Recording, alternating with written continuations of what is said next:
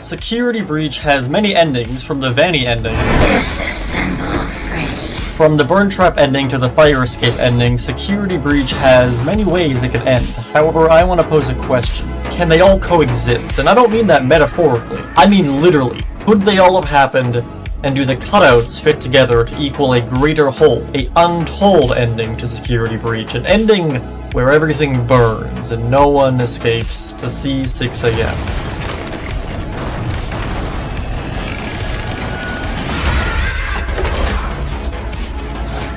And welcome to the channel. I hope you enjoyed that crazy little intro. With that said and done, I have a crazy theory I want to talk about today. And that theory is, did everybody die, and who is alive?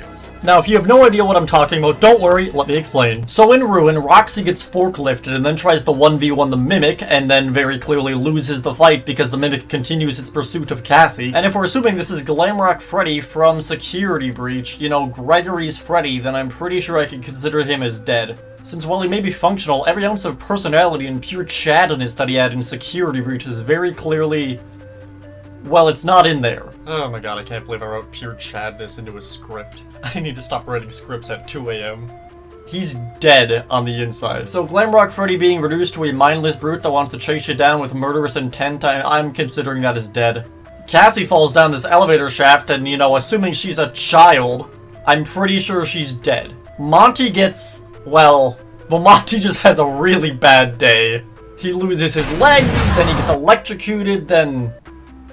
yeah, no, actually, that's kind of it. Besides losing one arm, the Mimic is pretty much completely fine. That leaves any characters remaining for the future to really only be Glamrock Chica, Music Man, and Gregory and Vanessa. Now, there's a notable problem there, that being that we're pretty certain that Gregory's in the Pizzaplex by the end of Ruin, and he's probably nearby if he's able to actually directly communicate with Cassie, meaning he's in proximity of the Mimic. I'm also in the belief that, assuming that Vanessa might actually be dead, the only other character remaining would be Glitch Trap, and assuming he's still a separate entity than the Mimic or Burn Trap, then yeah, he's probably in a computer somewhere. The last remaining character being the Blob, which I'm not even sure if you can consider this one singular character by itself or a amalgamation of multiple beings, but either way, at the end of Ruin, there aren't many characters left. Before we continue with how they all met their end, let's look at how they were created in the first place and where they all began. All the Glamrock animatronics started off as regular endoskeletons based off of the prototype of the Mimic. Not saying they were the Mimic, I'm just saying that the technology used in them is very similar and is basically a version 2 of the Mimic. They also operate very similarly in the sense that they have to be trained and actually learn stuff rather than programmed. Welcome to the Playpen. Here, young animatronic endoskeletons learn how to associate with guests. Within the bowels of the Pizzaplex, there is the Endoskeleton Warehouse, also known as the Endo Daycare. This is where newly constructed endoskeletons would be taught what they must do, and what is right and what is wrong. We can see in Security Breach that Vanny actually tampered with this system, attempting to make the endoskeletons become more hostile. However, I believe there's actually a third variant of endoskeleton, one that Glamrock Freddy uses specifically. Before talking about Glamrock Freddy's weird endoskeleton, I want to talk about all 4 of the Glamrock animatronics' personalities first. Each Glamrock animatronic could have been taught to act a certain way, and only that way. The problem is, by making all the animatronics learn instead of being programmed, it leads to them all having an identity crisis, due to them acting as the character they were taught to be. But since they were taught to act as this character since their birth, or I guess creation, I point this out since none of the animatronics appear to realize they are robots, or at the very least their perception of what they consider reality is not exactly accurate, since Glamrock Freddy believes that he was born rather than built. All they know is what they were taught through the daycare system, a system which was heavily modified by Vanny. They don't know anything else, so when put in an environment where this character doesn't work, or the reality of their character is shattered, they proceed to lose their shit. I am the best. Your performance was perfect tonight! Your hair is beautiful. Everybody still loves me, right? Welcome to Macercise! Work off the calories while you eat! I smell pizza! Pizza! Pizza! Pizza! Oh!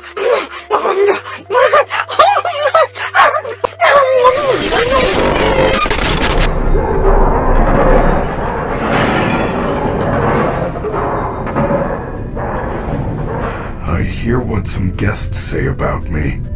I would never hurt anyone. You know that, right?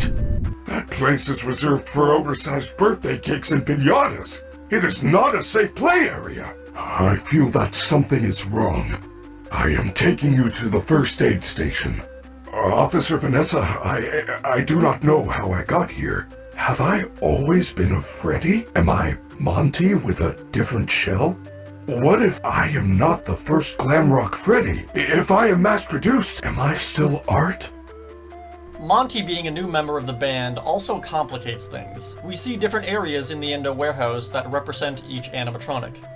Except for Monty. I suspect this is because the fourth area in the warehouse was going to be meant for Bonnie, to teach and learn new endoskeletons that would eventually become Glamrock Bonnies. This obviously didn't happen since, Bonnie was viciously murdered by totally not Monty. And after Bonnie's death, Fazbear Entertainment proceeded to scrub Bonnie's entire existence from the building. Most of the areas that were intended to be Bonnie were either converted into Monty areas or were completely removed. This could actually explain Monty's complete insanity and rage, since there's a chance he would have actually been put through Bonnie's learning program to be the new bass player. And if we're assuming Monty was already a pre-established character, which it does appear that he just wasn't part of the band, as such didn't have an area in the warehouse, and was basically a separate animatronic within the Pizzaplex similar to Music Man or the daycare attendant. This means that Monty was already taught or learned, or I guess pre-programmed depending on which area he was put through, to be Montgomery Gator, and then he was reprogrammed or retaught through the learning system to embody Bonnie and be the bass player. It'd basically be like overriding his current personality, and maybe his rage is his old personality coming through. So already there are some massive issues with this system. The fact that if a mainline animatronic has to be replaced, they have to replace the entire system, or risk overriding an already established character and risk making them crazy. Some more evidence to back this up is the fact that Sun and Moon have a split personality, that being Sun and Moon. Sun was not meant to be the original daycare attendant. The original daycare attendant was Foxy. Sun was his replacement. And like Monty, we see the exact same thing of an animatronic having two different personalities. So we have two examples of an animatronic replacing another animatronic and then going completely crazy. So as sort of a recap to explain the process of how these endoskeletons came to be, Fazbear Entertainment at some point discovered the Mimic and proceeded to use it as a way of saving money, since the Mimic could basically be shown different animatronics and it would then act like those animatronics. So they could use this as a way of saving cost by not having to program an animatronic and instead just teaching it. The obvious downside with this is the Mimic saw Afton, luring a bunch of younglings to the back room and slaughtering them, and then the Mimic was like, swiggity-swiggity, I'm gonna steal all your goddamn souls, and then went on a massacre. The Mimic's massacre would have happened sometime early on in the construction of the Pizzaplex, prior to its opening. After realizing the Mimic was a dangerous threat to both guest and staff, it was sealed underground. Fazbear Entertainment, though, did not actually stop with their learning and teaching idea and methods for new animatronics, and took what they learned with the Mimic to make new endoskeletons. The version 1 Glamrock endoskeletons. This first wave of endoskeletons would have included Sun/Moon, Montgomery Gator, and Foxy, who was actually the original daycare attendant, until he sunk in the bottom of the ocean, which will be a future theory video coming soon. In short, he was eventually replaced by Sun and Moon as the new daycare attendants. Sometime after this, we got the version 2 Glamrock endoskeletons, which these are the endoskeletons that the main band used, which included Roxy, Chica, Freddy, and Bonnie.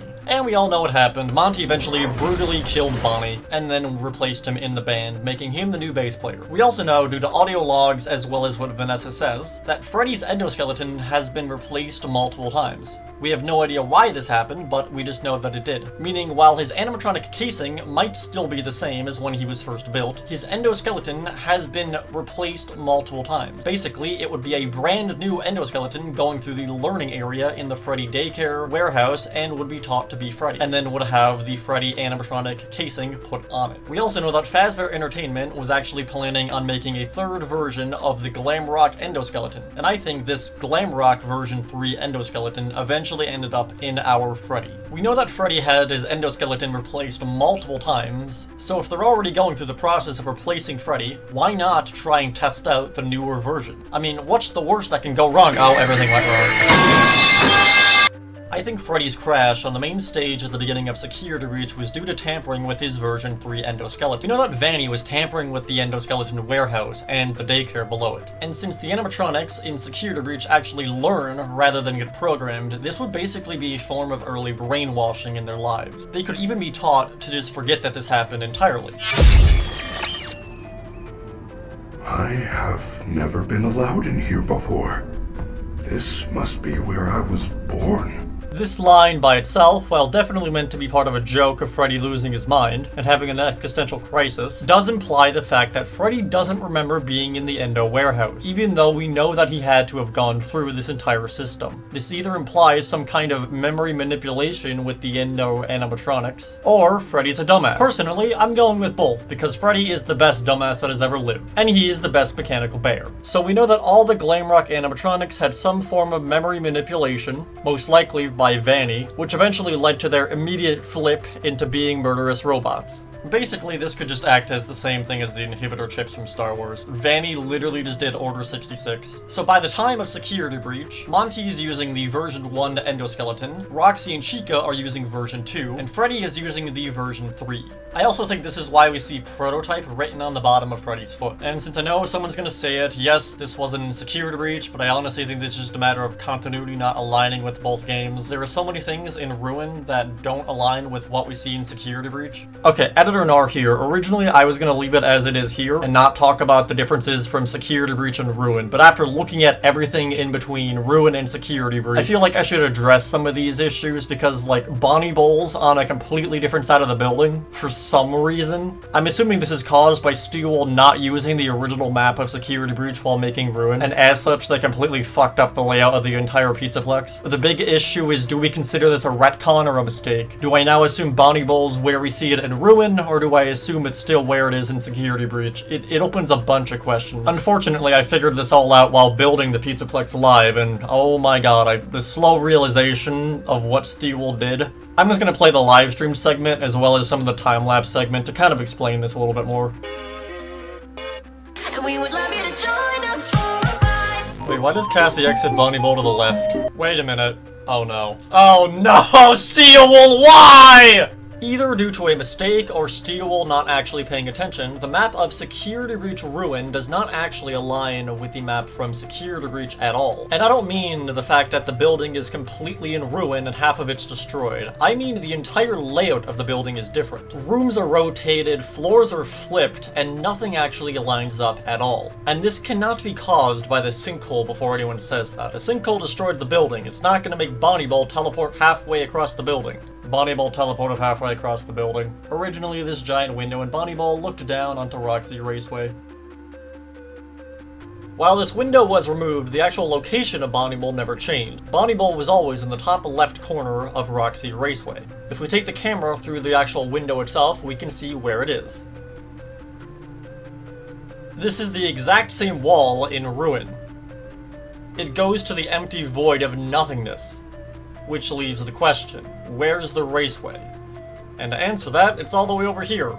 The raceway is now on the opposite side of Bonnie Bowl for some reason, and the window no longer aligns with the actual wall of Roxy Raceway. Now granted, that window was removed from the game, most likely due to performance issues, however that doesn't change the fact that the entire room was moved. Now the obvious question is, why was this done? And frankly, I have no idea. And honestly, I kinda want to assume it was a mistake. I don't see any actual practical reason for Steel to move Roxy Raceway. If they were concerned about the layouts and the rooms they were going to add in Ruin not linking up to the Raceway, well, they're making those rooms for Ruin, so there's no reason they couldn't make them to work. Now, if we assume this is a intentional choice by Steel and Scott to change the location and the layout of the Pizzaplex, rather than it being a mistake and Steel not knowing the layout of their own building, which would be kind of sad if that was the case, so I'm going to give them the benefit of the doubt and say that this was an intentional choice. And the only reason I can think of as to why this would have been done is to align the layout of the building more in line with the books. Specifically, the Tales of the Pizzaplex books, which have a drastically different layout to the Pizzaplex. In the recent Dawko and Scott interview, Scott Cawthon talked about how Security Breach wasn't made the way he wanted it to be made, and that was due to a drastic miscommunication between him and Steelwool. After that, Scott talked about how they had to course correct to actually fix stuff. And this would have been after they actually made the books, meaning the books actually tell the story that Scott originally planned on telling, and the game just didn't follow that when it came out. So perhaps this is a matter of Steelwool actually trying to course correct and make the layout of the Pizzaplex more in line with the layout of the books. Either way, if you build the Mega Pizzaplex, as shown in Security Breach, it is not possible to turn it into the ruined version, without moving rooms and drastically altering the layout of the building. So basically what we see in Ruin is basically a retcon or course correction, so I'm assuming this prototype thing was meant to always be here, and due to the obvious miscommunication with the game, it just wasn't implemented. Throughout the course of Security Breach, all of the animatronics slowly go completely crazy. Roxy and Chica actually are kind of the most normal out of the bunch, and I believe this is due to them having the version 2 endoskeletons. They both become incredibly hostile towards the player, or I guess Gregory in this case, which I'm assuming is due to Vanny's tampering. After Freddy's crash, he basically restarts in safe mode and just seems pretty chill. We actually see the exact thing play out in Ruin after Roxy gets forklifted. I have been crushed by a Faz forklift. Roxy appears to start in safe mode and actually help Cassie. And as for Monty, Monty's just fucking crazy apparently. I don't even know if that's due to Vanny's like brainwashing or just the fact that his personality was overwritten. Though assuming that Monty's personality was overwritten with a Bonnie, and then Glitchtrap tried to take control of him, that would basically be 3 personalities on one endoskeleton. No wonder he's batshit crazy. It's like Dr. Jekyll and Mr. Hyde with like a 4th person. It's just Jekyll, Hyde, and Heisenberg. So Monty's body has 3 personalities in it, all appear to be very different than each other. One of them is a digital recreation of a serial killer. Like honestly, when we flash Monty with the Faz camera or the Phaser Blaster, I think most people assumed it doesn't affect him because of his sunglasses, but in all honesty, it might just be because he has no idea who he is or where he is at any point in time. So attempting to confuse him with the Phaser Blaster just doesn't do anything since he's already in a constant state of confusion. He's just constantly in a constant state of agony. And on the note of agony, this thing. I don't know what this thing is. Okay, yeah. This is the Blob, or the Tangled. I don't know what it is, at all. It's either, like, the amalgamation of all the remnant from the FNAF 6 fire, or it's all the animatronic parts and scraps and remaining leftover parts of the building from the FNAF 6 fire brought to life by all the agony that would have been created during that fire, or it's some remnant agony embodiment of whatever the heck was going on in Ultimate Custom Night, or FNAF World, or all the above. I don't know. I hate this thing. It confuses me. With the origins and current place in the timeline of every animatronic in Security Breach, as of the start of the game, I now want to talk about the actual cutscenes that we see at the end of Security Breach's endings. Specifically, some of the cutout comic-styled endings that we see. Could they all have actually happened? And can they all coexist? And lastly, can they tell us where the franchise is going? I think I've solved why the fire escape ending shows us 2 Vanessas, and one of them is being engulfed in flames while the other lays dead on the ground. I think Vanessa's a robot. What? Okay, wait, I know that sounds bad, but... So yeah, I'm pretty sure Vanessa's a robot. And since I know a lot of people watching this are probably gonna be like, wait, Nor, where's your evidence? Where's your proof? Well, don't worry. The books. Oh god, the books. Okay, in the Silver Eyes trilogy, Charlotte Emily is a robot who has been a robot her entire life. Sort of. She was born as a human, then died, then came back as a robot, then died again, then came back as another robot and unalived herself to kill Circus Baby, and then woke up in a box. And then died again. But it's unclear on if this is actually her or not, since Circus Baby tried to clone her and then move her consciousness to the new body, and then it tries getting all philosophical and doing some Ship of Theseus nonsense. So a version of her came back, but we're not sure, like, who it is. But then Circus Baby also comes back, and they made her hot for some reason, but only if the artist wants her to be, since the art style changes depending on which book you're reading, which is especially annoying since they made, like, a giant version of this book that combined the whole story into one giant book. So you can have this on a page and then turn to the next page and it's this, and then you turn to the next page and it's just this. Honestly, if you haven't read the actual novel version of these books, the graphic novels are near impossible to follow what the hell's happening.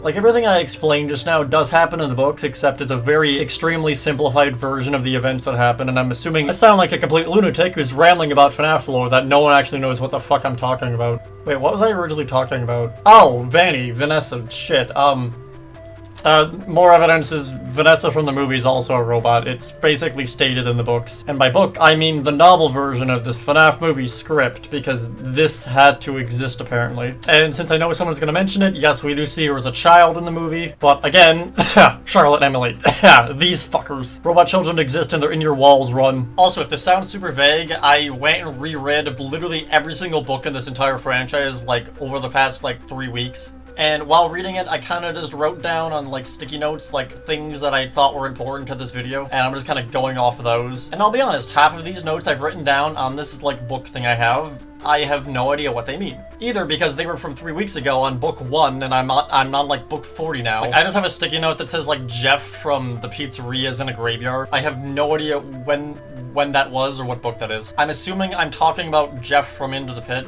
but I have no idea. I originally said I was gonna make this video a year ago, and that's why it's taken so long, because I wanted to like include book lore, and to include book lore, you have to read the books again, and then you have to read all the books again, because everything connects to everything else, and oh my god, my sanity. I've also had other people asking me about the timeline video. That is still coming. It's just gonna take a bit, since again, I'm doing the entire timeline, on top of trying to make a map of the entire FNAF universe, in terms of where everything is. Like, the Frailty Hospital seems to be, like, down the street to, like, the left of, like, the Mega Pizzaplex. Because, like, we hear people talking about, like, when they go to the mall or whatever, they go past, like, the hospital to the left. And then in, like, Fazbear Frights, we have, like, them talking about leaving Freddy's and then going to the hospital. And assuming it's the same Freddy's that's under the Pizzaplex, then, like, it's probably the same hospital, and you can see how this gets out of control real fast. This is one of the reasons I'm still working on the Pizzaplex map, is because I want to make it as accurate as possible so I can actually use it for future theories. Since if I make the actual Pizzaplex map, like, an entire FNAF world, basically, with correct locations of like where the hospital is relative to the Pizzaplex. So like when I have to reference something of where that thing is in universe, I can basically just point to my map. Because it's one thing to use like an 8-bit cutscene to figure out where stuff is, but actually having the entire thing laid out in an environment that you can move around in makes it much easier. With all that said, I think I've proved my point, which is that in the FNAF universe, it's completely possible, and has already been shown that it's possible to make lifelike, real humanoid animatronics that can't be distinguished between actual people. That was the entire point of Ennard. All of the FNAF books that had robots disguised as humans that were completely indistinguishable from humans came out in the time period in between FNAF Help Wanted and Security Breach. Due to this fact, a lot of people kind of assumed this was setting up the fact that Gregory was a robot, basically testing the water to see how the community would react to humanoid robots. And a lot of people just assumed this was only referring to Gregory being a robot, but I think it's also Vanessa.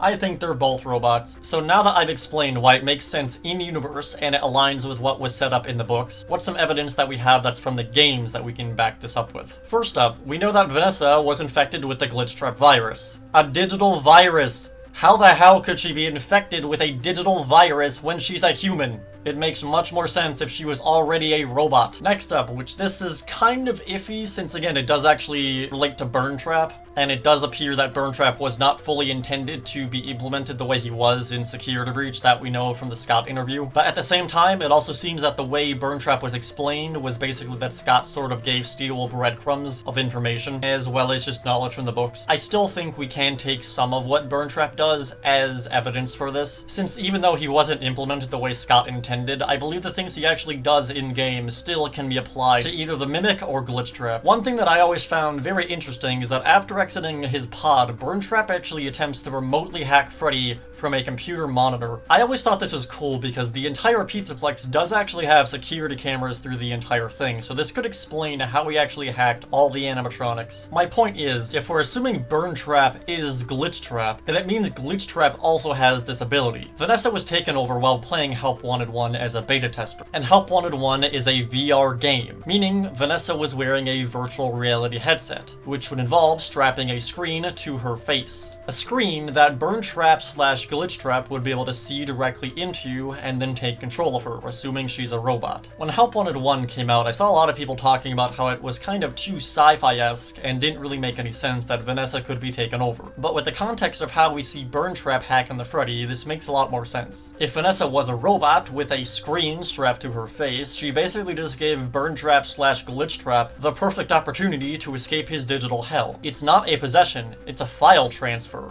It's simply Glitch Trap moving from one device to the other. After Glitch Trap takes control of Vanessa's body, he actually starts attempting to communicate with Fazbear Entertainment. We see this through FNAF AR, which I'd show on the screen, except it doesn't exist anymore. Unfortunately, I liked that game. Steel Wool, Illumix, give me back my Freddy Frostbear. I spent a lot of time getting that.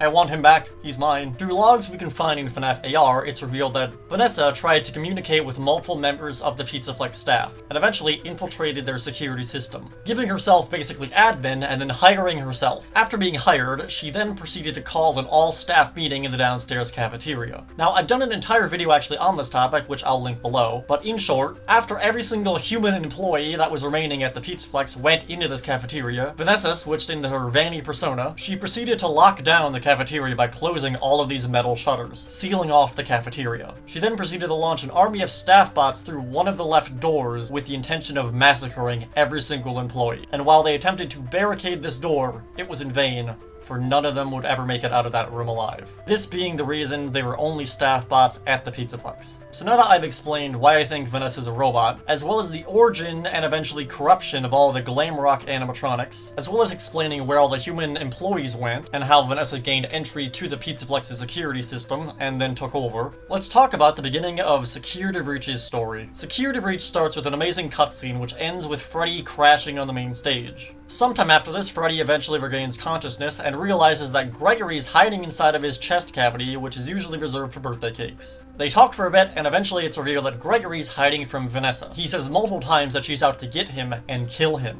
This implies that Gregory's fully aware that Vanny and Vanessa are the same person and that they're hunting him. It's very apparent that Gregory was using Freddy to hide, which means that he was probably already hiding in Freddy prior to the actual show performance, and was hiding in him during the crash. It's likely that he was being pursued by Vanny or Vanessa, and in an attempt to escape, hid inside of Freddy before their performance. Now, as a lot of you have probably noticed, I've left out a lot of stuff. Specifically a lot of the counselor logs with Vanessa and Gregory. Mostly because all they actually tell us is that Vanny killed all the counselors and Gregory's a menace. Which we kind of already knew both of those things. Which we already knew that Gregory's a menace because he destroys half the building in one night. And we also already know that Vanny / Vanessa has no problem killing people since she genocided the entire workforce of the Pizzaplex. There are some tie-ins to GGY in the audio logs, but in the grand scheme of things they don't really matter, since they've yet to actually pay off in any sense in Ruin or Help 1 or 2. The only thing of note I can really think of that they talk about is that Gregory eats a bunch of candy, which could go against the whole, you know, Gregory's a robot, but like at the same time, I feel like a humanoid robot would probably be able to eat candy. Since I feel like making a highly advanced humanoid robot that's completely indistinguishable from an actual human and then not making it be able to do human things kind of defeats the entire purpose of making a humanoid robot that's completely indistinguishable from actual humans. And the same criticism would also apply to Vanessa, since some of the security offices have cups of coffee on the desks, which if she's a robot and she can't drink that, that's stupid. Just, oh, look at me, I'm not a robot at all, I'm a regular human, proceeds to drink a cup of coffee and die. I feel like that kind of defeats the entire purpose of being a robot that blends in with humans if you can immediately be outed by drinking a cup of coffee. With all that said and done, now let's actually jump into the actual endings of Security Breach. I'm assuming if you're watching this far into the video, you've either played the game or watched other people play it.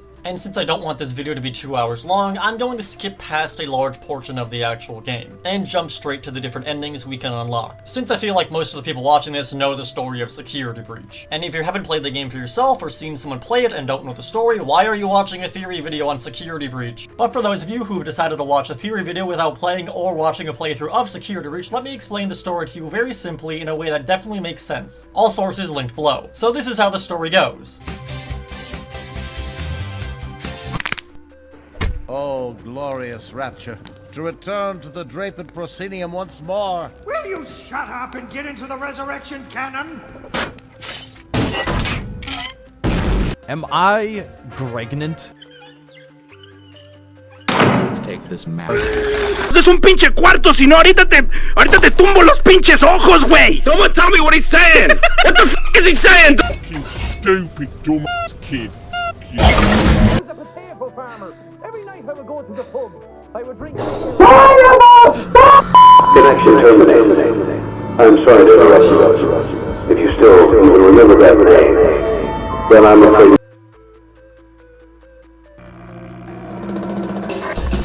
Alright, so now that you know what the story is, we can move on.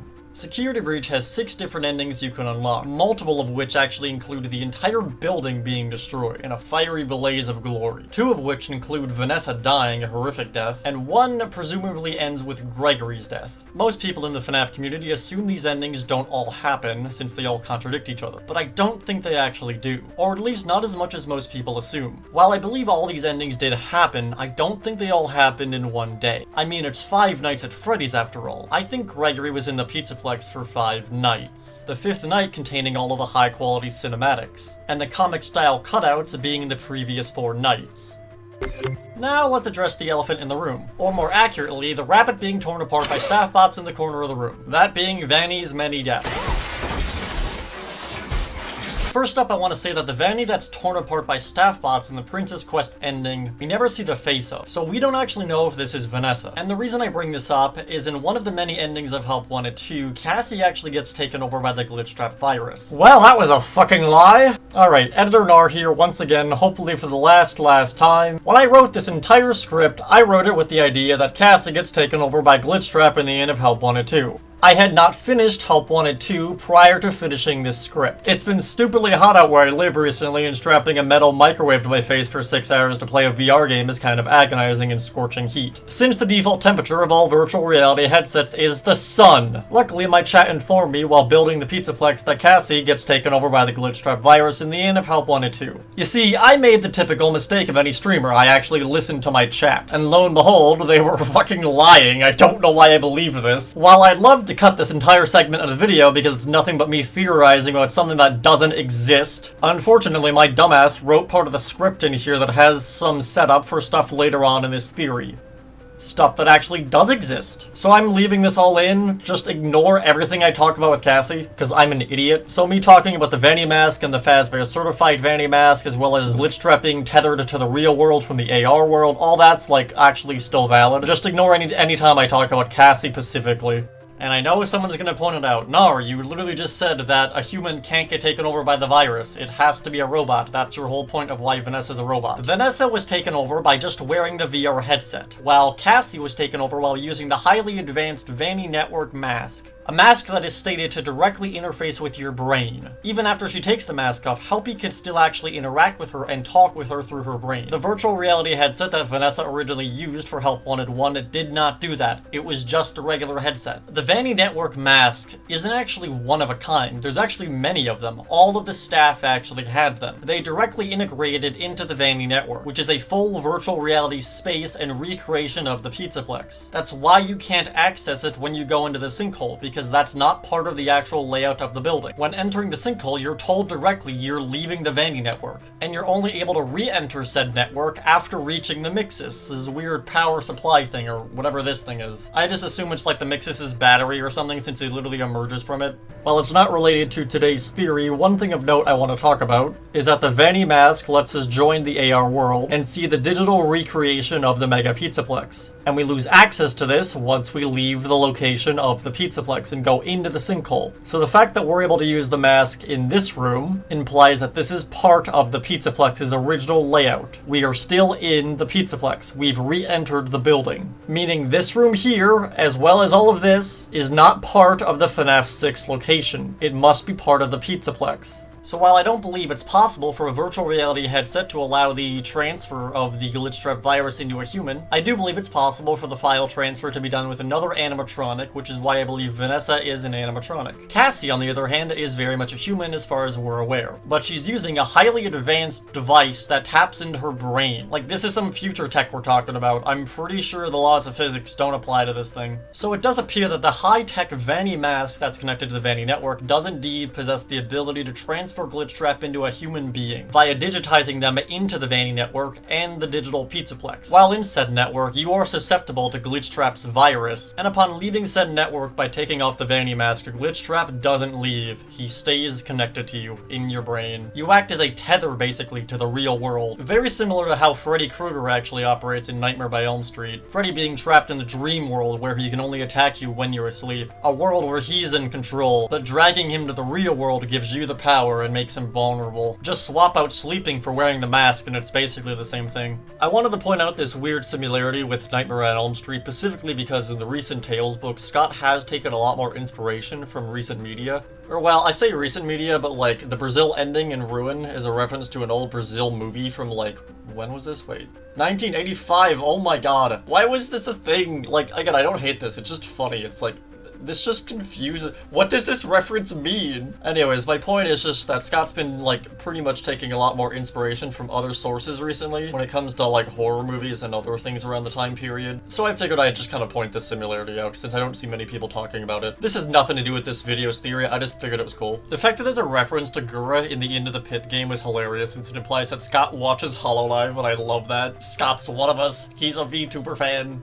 References aside, let's jump back into actually theorizing and talk about Vanny. And that's the change of Vanny's mask. The Help Wanted 1 Curse of Dreadbear DLC ends with Vanessa making her own Vanny mask, made out of cloth and fabric stitched together. This mask, however, doesn't actually appear to have any sort of technology within it, most likely made to hide her identity under the control of Glitchtrap while she does terrible things. We don't actually know when exactly she's changed to using the newer Vanny mask. However, since the newer high-tech Vanny masks are given out to every single Fazbear employee, we can assume she obtained the newer Vanny mask after being hired by Fazbear Entertainment at the Pizzaplex. Except replace hiring with hacking in the Fazbear Entertainment systems, becoming an admin, and just hiring yourself. I'm not sure if wearing this newer mask would give Glitchtrap more control over her, however it could actually be the case since the counselor tapes earlier I was mentioning do somewhat hint at the fact that Vanessa is attempting to resist Glitchtrap's control. But obviously come the time of Security Breach's story, this is very much no longer a thing, since she will kill indiscriminately and basically go on an entire employee genocide. So you could make the argument the newer Vanny mask gives Glitchtrap a higher level of control over Vanessa. Another thing is that the upgraded Vanny mask is affected by the AR inhibitors, and since all the animatronics appear to be part of the Vanny network, since we can see most of the animatronics while in the network except any animatronic that is heavily damaged or has been hacked into or has been isolated from the Vanny network, which appears to be the case for regular Glamrock Freddy as well as Shattered Glamrock Freddy, as Shattered Glamrock Freddy completely disappears upon putting the mask on, but will appear upon taking it back off. A lot of people assume the story of GGY and some of the characters in the books are parallels to Gregory, and if Gregory is a robot, and that is the case, then Gregory is part of the Vanny network. Whether he was originally designed with the intention of being part of it or simply hacked into it, we don't know. But he definitely has some connection to it. Jumping back to Vanny for a second, since Vanny is using the new upgraded Vanny mask, then it's most likely that she would be very susceptible to these AR blockers, so much so that they could actually perhaps purge the Glitchtrap virus from her.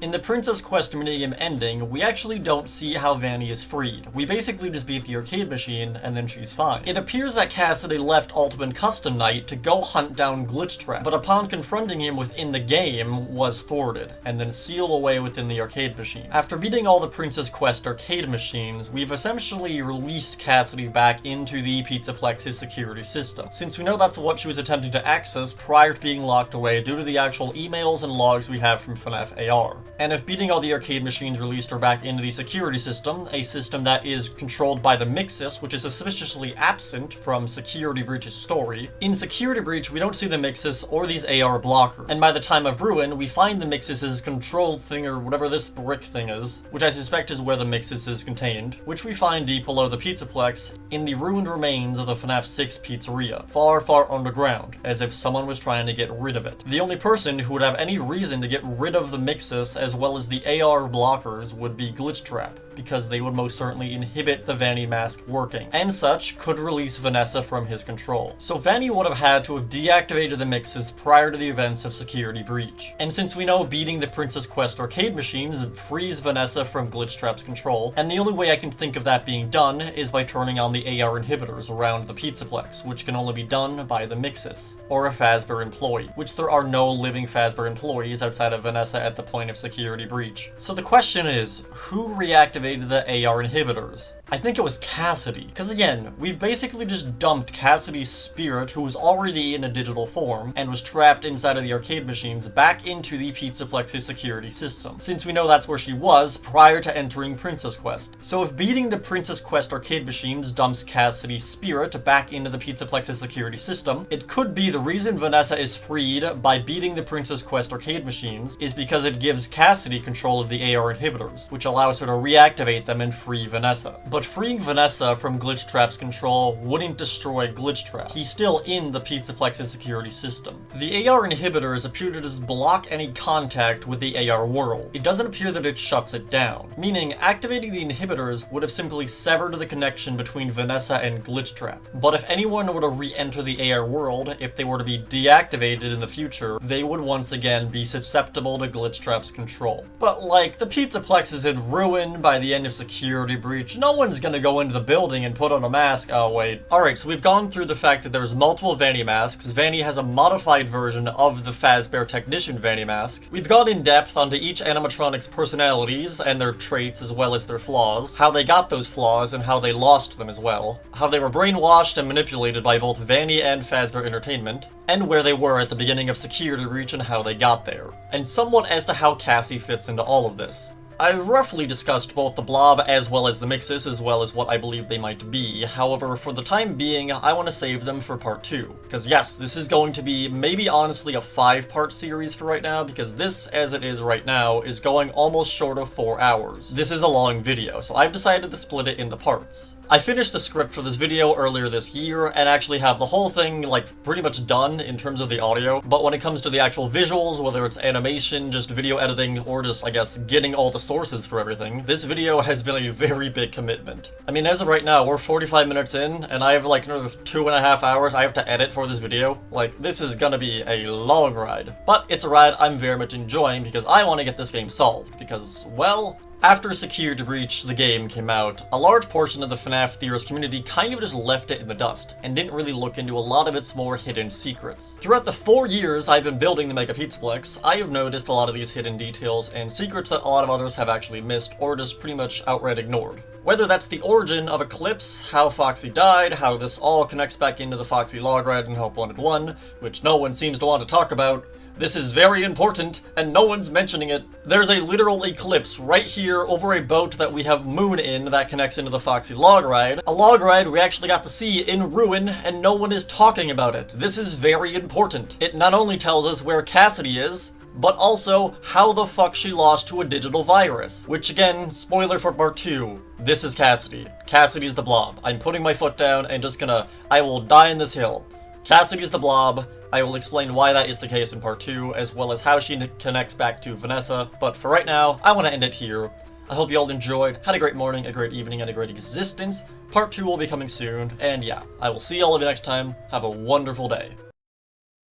Holy crap, I am so fucking tired. I've lived my life, my veins, my blood is nothing but FNAF lore. It runs through my fucking veins. Ugh. We haven't even talked about Tiger Rock yet, god damn it.